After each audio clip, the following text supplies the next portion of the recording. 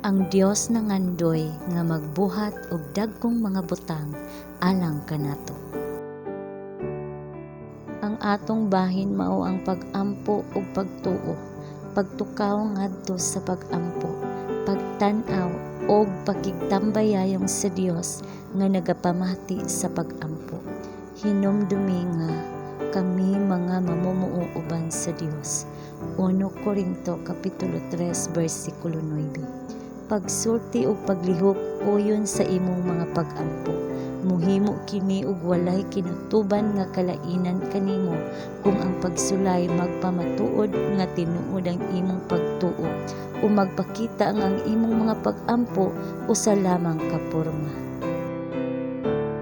Sa diha nga ang mga kalibog mo tungha ug ang mga kalisdanan mo atubang kanimo, ayaw pagpangita og tabang sa katawhan.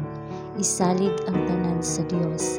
Ang batasan sa pagsulti sa atong mga kalisdanan ngadto sa uban, makapaluya lamang kanato ug dili makahatag og kusog ngadto kanila. Kini nagpas-an kanila sa palas-anon sa atong espirituhanong mga kahuyang nga dili nila mahupay. Kita nangita sa kusog sa masalaypon, may kinutuban nga tawo, sa diha nga kita unta makabaton sa kusog sa dili masayop, walay kinutuban nga Dios.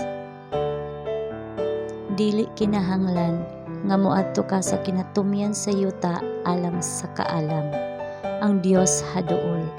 Dili ang mga kapabilidad nga imong naangkon karon o maangkon nimo ang makahatag kanimo og kalampusan.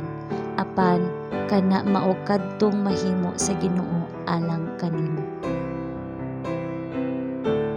Kinahanglan nga kita adunay gamay nga pagsalig sa kung unsa ang mahimo sa tawo ug labi pa nga pagsalig sa kung unsa ang mahimo sa Dios alang sa matag magtotoo nga kalag. Siya nangandoy nga ikaw moduol kaniya pinaagi sa pagtuo. Nangandoy siya nga magdahom ka og dagkong mga butang gikan kaniya. Siya nangandoy sa paghatag kaninyo og panabot sa temporal ingon man sa espirituhanon nga mga butang.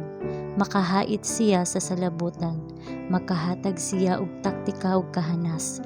Ibutang ang imong mga talento sa buhat, pangayo sa Dios og kaalam ug kini ihatag kanimo.